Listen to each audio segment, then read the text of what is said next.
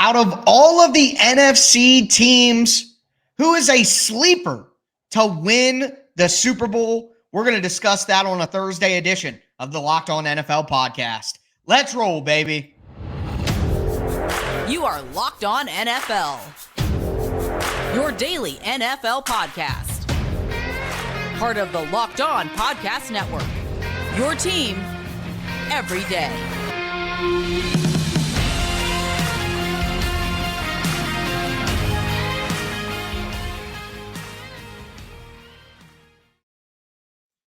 Welcome in to a Thursday edition of the Locked On NFL podcast. I am your host, Tyler Rowland, here with my co-host, Alex Clancy, ready to break down some of the best conversations in the NFL with you guys. We are going to talk about a sleeper team that could win the Super Bowl in the NFC. Also, go over the top 10 players in the NFL according to a particular list, and we'll see if we agree with the rankings. And then finally, who is the best running back in the NFL? Alex and I will debate. Do want to thank you guys for making the Locked On NFL podcast your first listen every day. Remember, Monday through Friday, NFL content on all apps all year long, always for free. Make sure that you get subscribed and stay subscribed to the Locked On NFL podcast.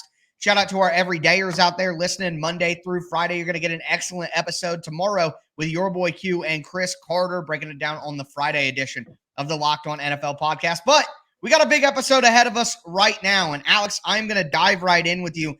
We look at the NFC, and most people would probably be able to name the San Francisco 49ers, the Eagles, obviously.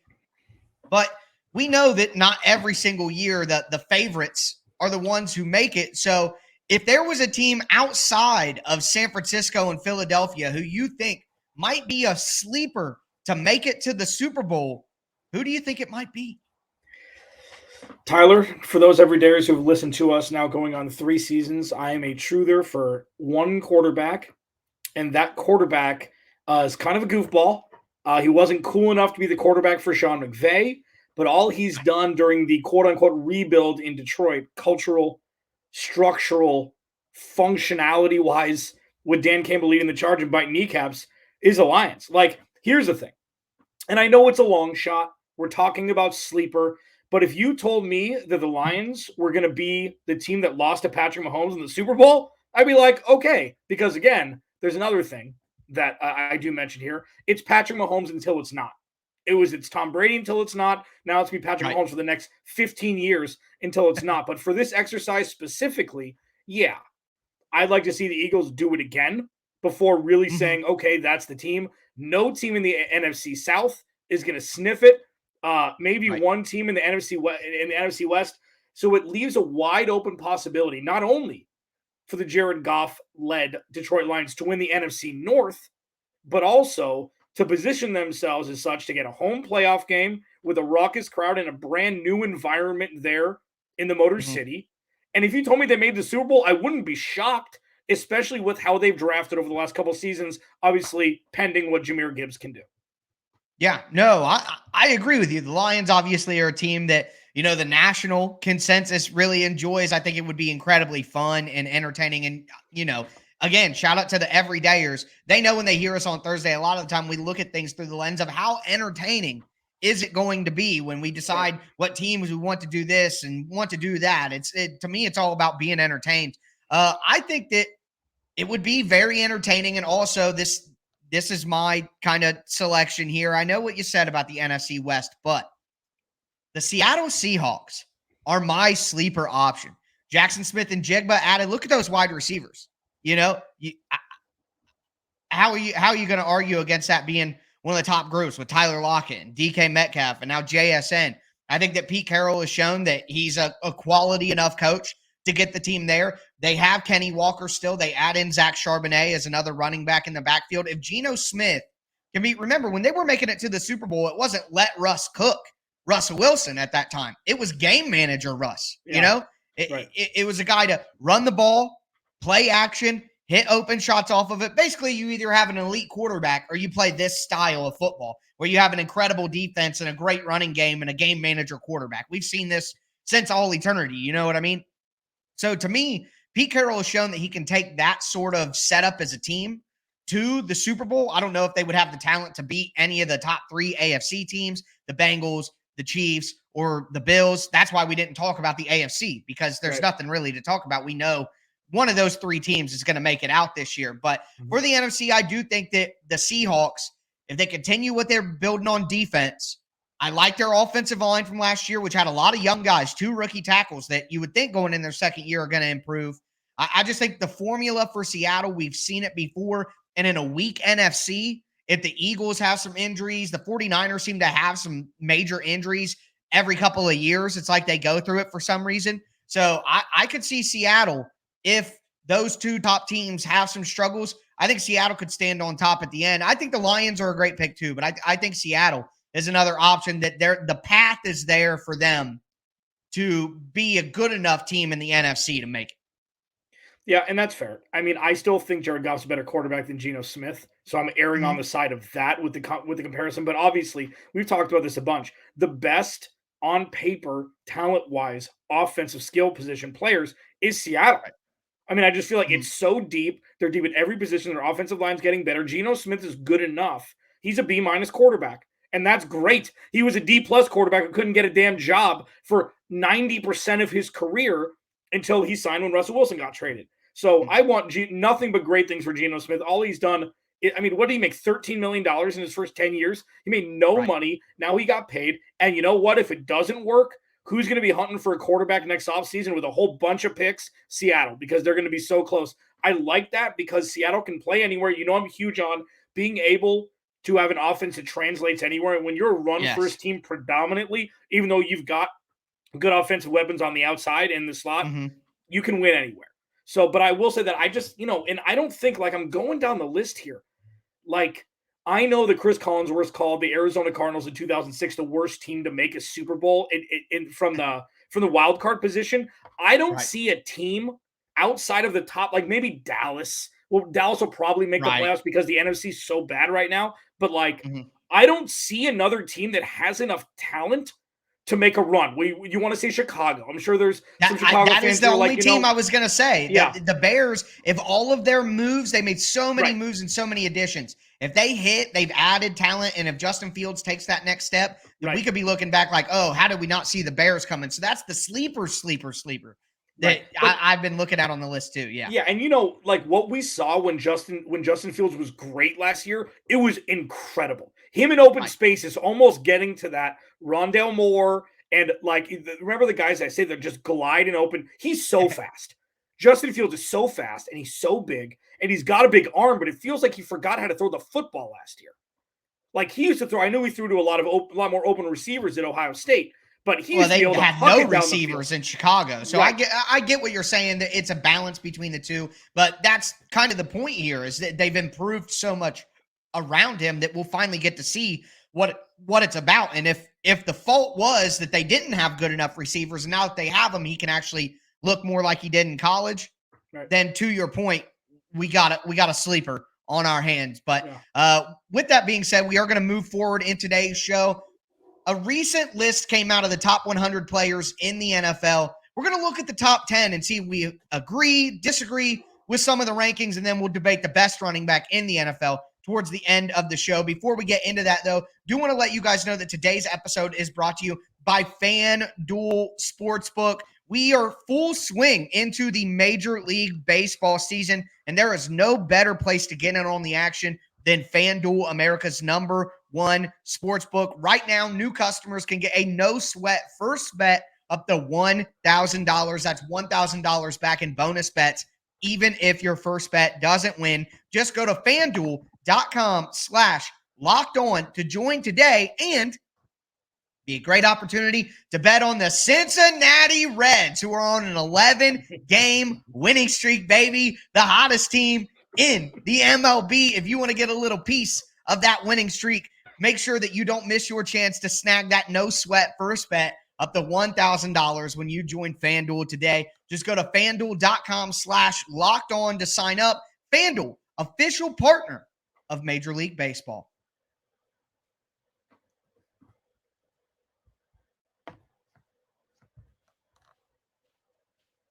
Let's continue today's edition of the Locked On NFL podcast.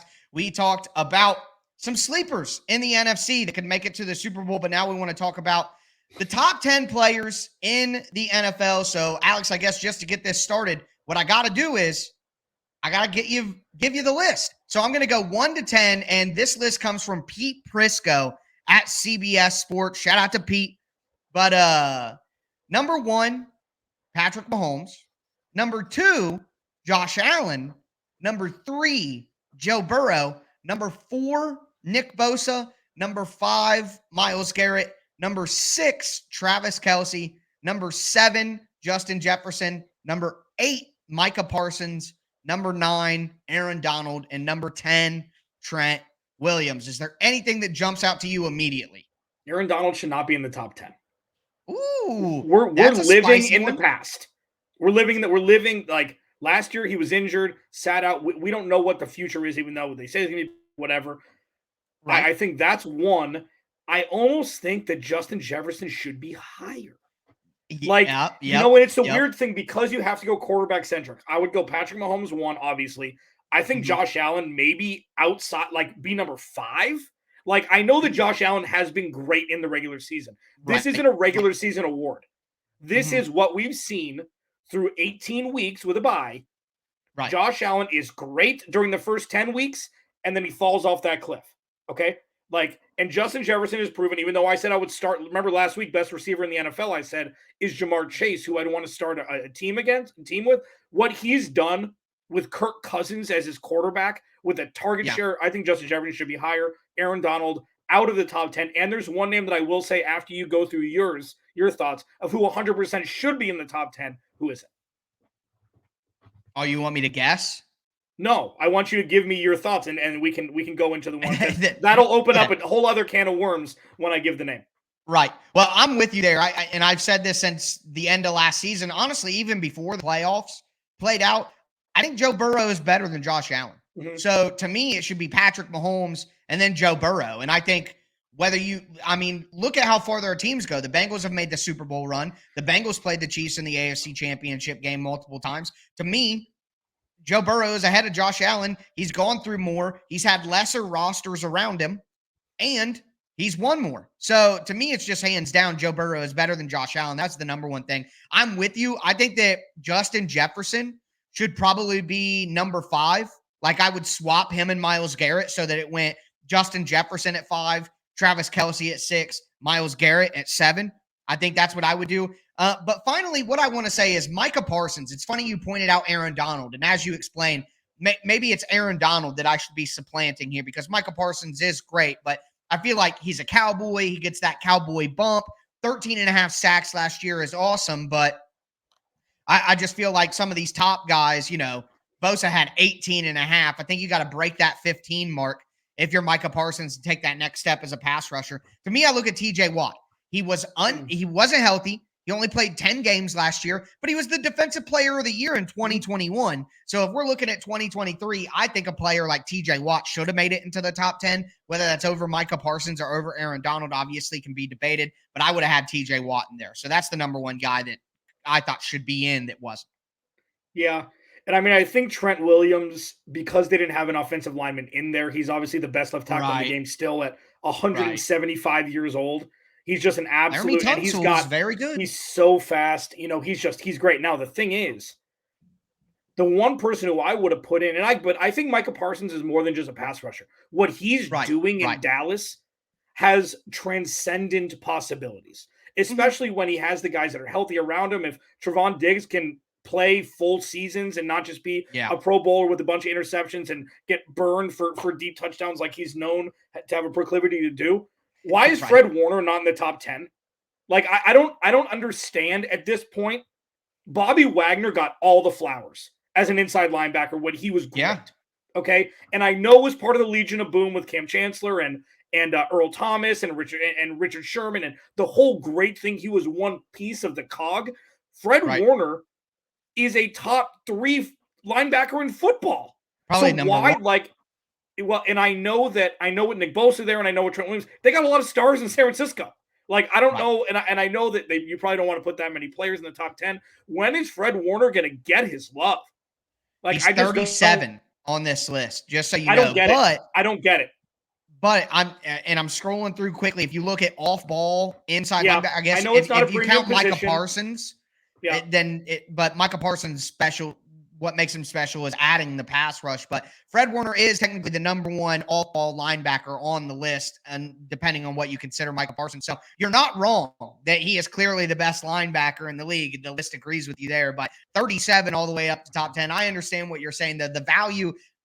Running back and linebacker are like the same right now, where what they actually provide to a football team is kind of lost on because fantasy has gotten so big and the analytics, it's just hard to track for the casual, for average people. Obviously these teams have crazy analytics that they can track these certain things, but the value of linebacker is kind of like running back in the sense it's been devalued in a certain way that maybe doesn't reflect the actual impact on the team. Yeah.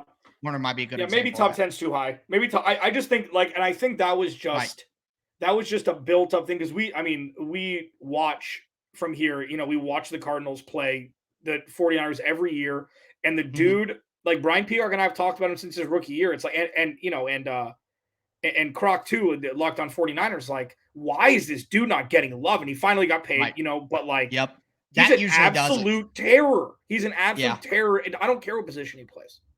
Yeah, no, you're 100% right on that. But yeah, those are just things that stood out. Again, shout out to Pete Prisco for the list. Not trying to tear it all apart or anything. Just appreciate, putting a list together. It's a hard thing to do, top 100 players. So check that out if you want to see the rest of the list. But we're going to move forward with another little positional debate here. Who is the top running back in the NFL? And I'm not even going to front to you guys. A little bit of home cooking is coming your way. So we're going to get into that in just a moment.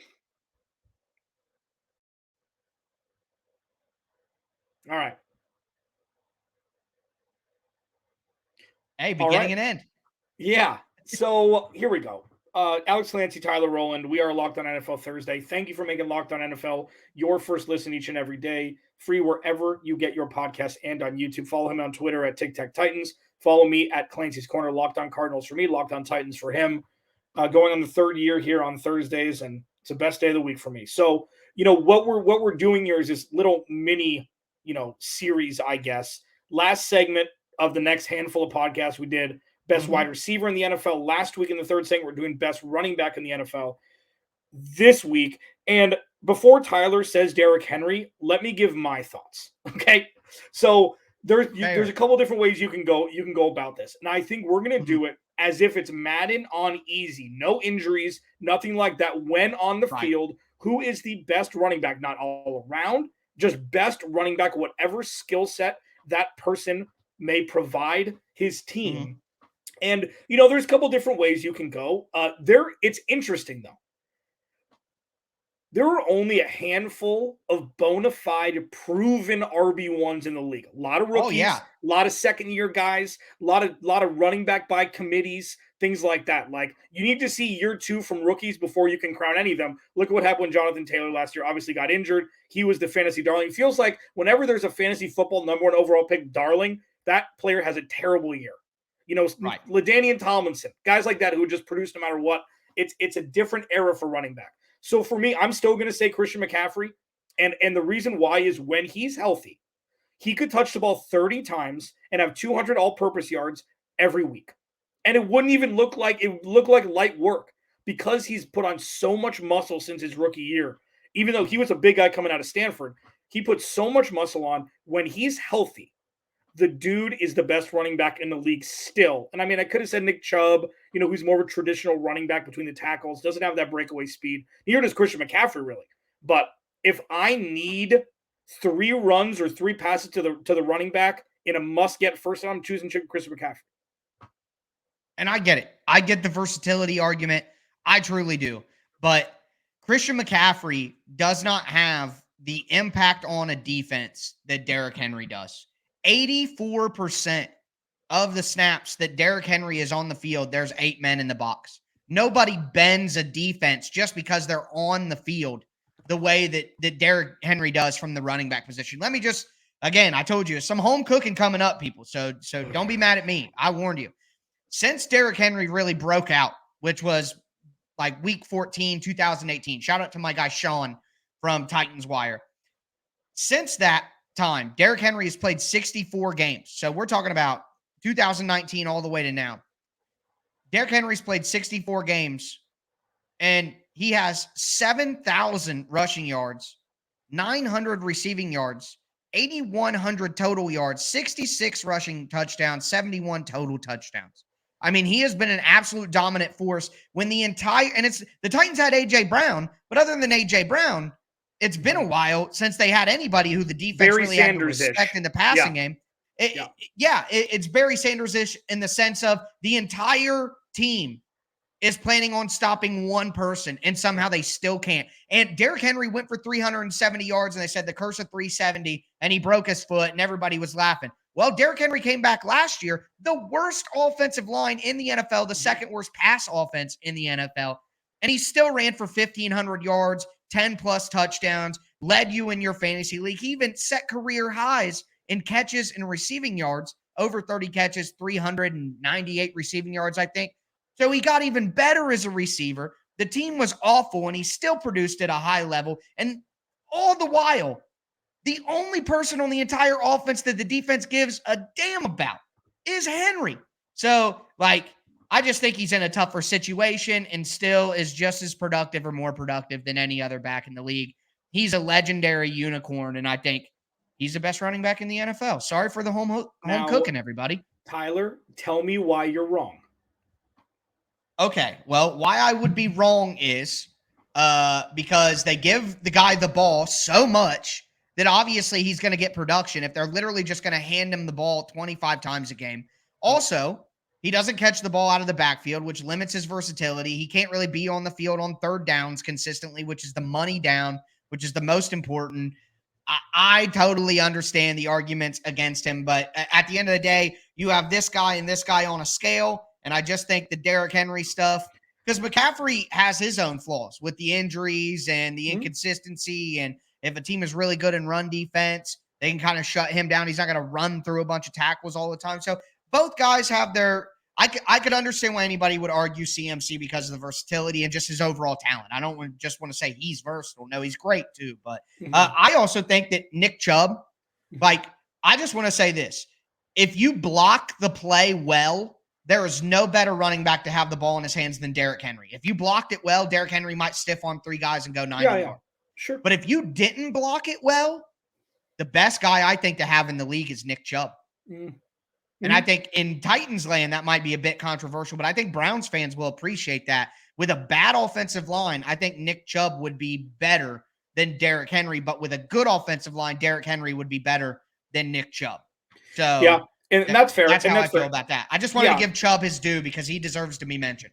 Yeah, of course. No, and I see that. I mean, we're splitting hairs here. I mean, it's really preference. But with Derrick Henry, game flow. Game flow matters. If they're down 10 points with 4 minutes left, he may not be on the field. And that's something that the best running back in the NFL, that should never be the case. Most important downs, the best running back on the field. But I get it. If you're a dictionary definition guy, one of the weirdest running back stories, this makes Peyton Hillis look normal. Like Derrick Henry looked to be a bust for a year and a half. Yeah. And then DeMarco Murray got out of there, and then just look at what happened. And the dude is now, heralded having the best. It even took some time after that.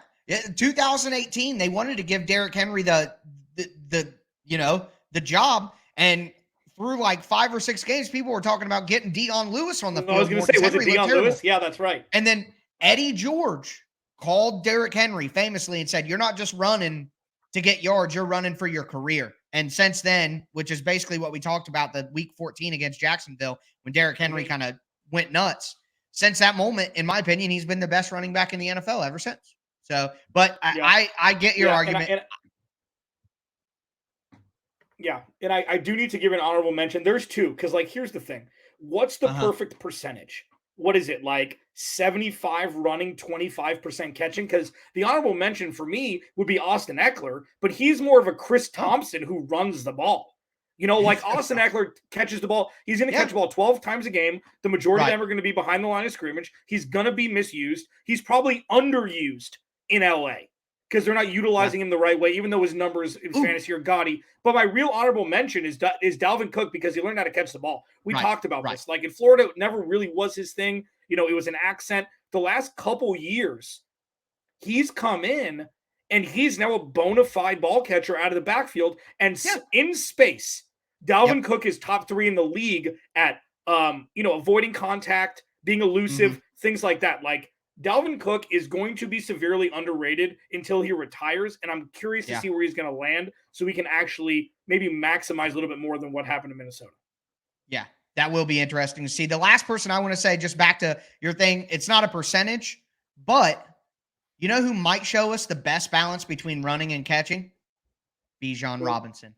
Oh, stop. So that'll be interesting to see what he brings to the table. But that is going to do it for us today on a Thursday edition of the Locked On NFL podcast. Thank you all so much for tuning in. Again, make sure that you tune in tomorrow for Friday's edition with your boy Q and Chris Carter, as they always send jabs my way. Unbelievable. The betrayal that happens on Fridays, my Lord. But with that being said, though, obviously, like I always like to say, start your weekend early on Thursday. Everybody stay safe out there and enjoy the weekend.